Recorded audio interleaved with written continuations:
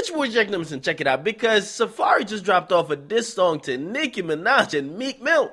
Now, if you guys haven't heard the song, it's called Lifeline. Okay, check the link in the description. I got it for you. However, secondly, man, this is kind of overall.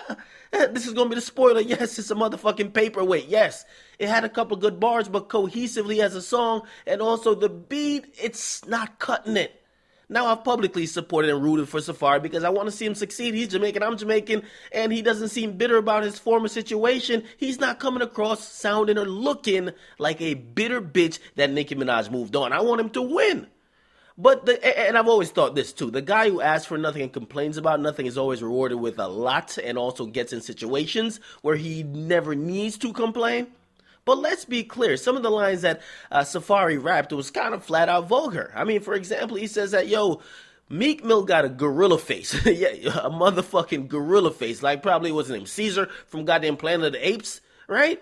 He says he got a gorilla face and that he left a dick print in Nicki Minaj's pussy and also left bars on the pink print. Okay, alluding to that he wrote for Nicki Minaj. Now, he also said to Meek Mill, while you were pulling up, nigga, I was pulling out. Okay, it's a kind of a clever line, even though I'm thinking, Safaree, you know you done fucked up, right? You're pulling out after you've been fucking Nicki Minaj for 12 years? Come on, nigga, ain't no more pull-outs. Not after no 12 years.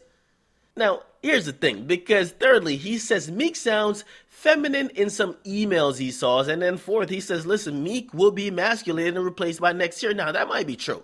Now, some of the bars were dope, but I'm going to tell you guys actually why this is a goddamn paperweight. This is a shake weight type of record, okay?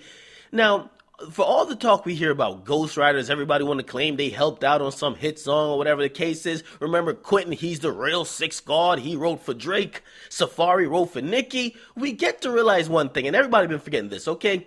Usually, if somebody is just a ghostwriter, it's for a motherfucking reason. It's probably that they can't complete the track by themselves. It's probably that they don't have some it factor to make them a star, okay? Now, listen, you could contribute to the goddamn food being cooked without having all the ingredients. Now, take for example, right, Quentin. If you guys heard the 10 bands reference track, the flow makes the song, right? 10 bands, 50 bands, 100 bands. To keep it real, if you got that flow, you could kind of come up with any lyrics and kind of just fit it in, right? 10, 10, 10, 10. It's pretty simple. It's a formula, right? Now, if you listen to Quentin's version of it, you'll actually kind of cringe at certain lyrics he's rapping because he's trying to twist and contort certain words to rhyme and also fit in a bar. You're like, sounds a little bit awkward, right? The flow is fire, but the bars ain't really there, right? And even though Drake didn't change that many bars, but still, right? But then you also hear Quentin's voice. It sounds a little bit strange. It doesn't sound confident enough when he's delivering it, okay? Now, that's where Drake is actually the stimulus package because Drake takes the flow, Drake kind of tweaks the lyrics, the lyrics sound great now, his voice is now really emoting those type of lyrics, it sounds like motherfucking heat. And then basically swags it up, adds a melody, bingo, we got a hit, right? Take for example also Safaree. We've heard him rap enough by now.